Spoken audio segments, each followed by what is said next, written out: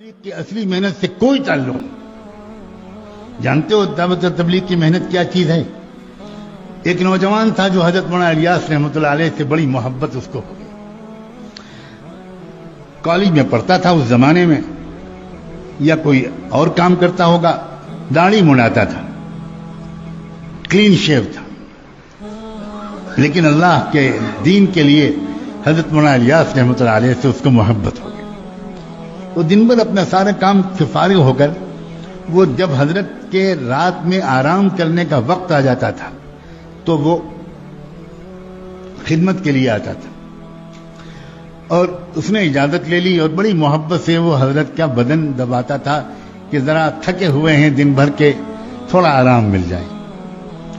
اندھیرا ہوتا تھا، بجلی تھی نہیں، تو کئی راتیں گزر گئیں، کئی دن گزر گئے، اچھا خاصا وقت گزر گیا، خدمت کرنے کے لیے آتا رہا۔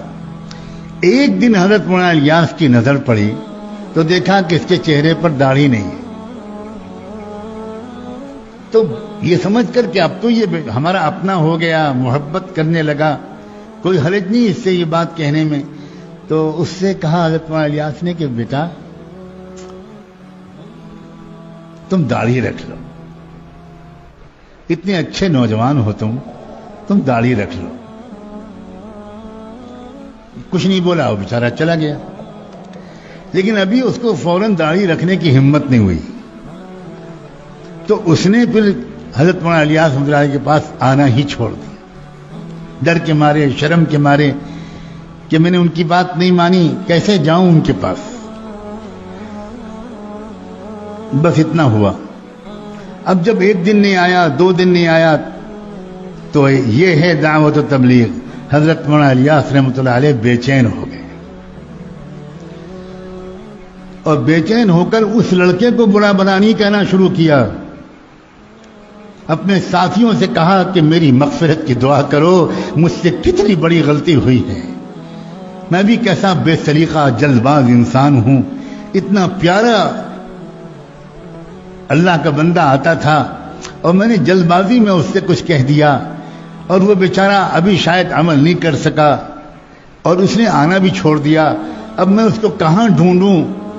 تو 2 رکعت صلاۃ الحاجت پڑھ کے نماز پڑھنی شروع کر دی۔ اللہ اس میں اس بندے کو بھیج دیجئے، میں اس سے معافی مانگ، اللہ ایسا نہ ہو کہ میری موت ہو جائے، میرا وقت آ جائے اور میں اس سے معافی نہ مانگ چکا ہوں، اللہ بھیج دیجئے اس کو، مجھے سمجھ میں نہیں آتا میں کہاں تلاش کروں اس کو۔ چند دن کے بعد ان کی دعاؤں کی قبولیت کا یہ اثر تھا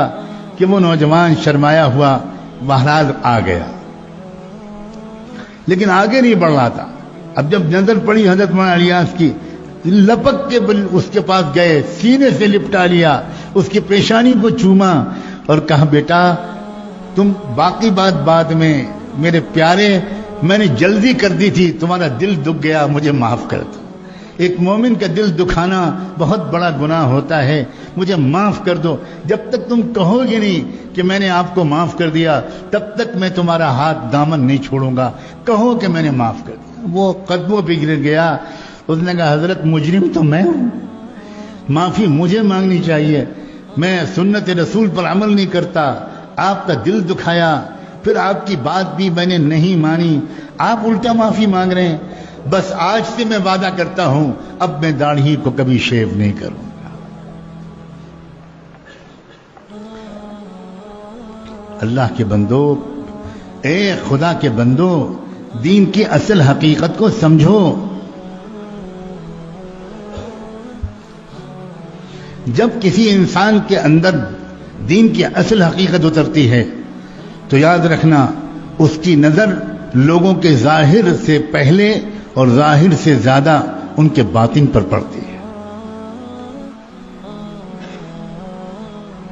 وہ لوگوں کی خوبیاں ڈھونڈ لیتے ہیں۔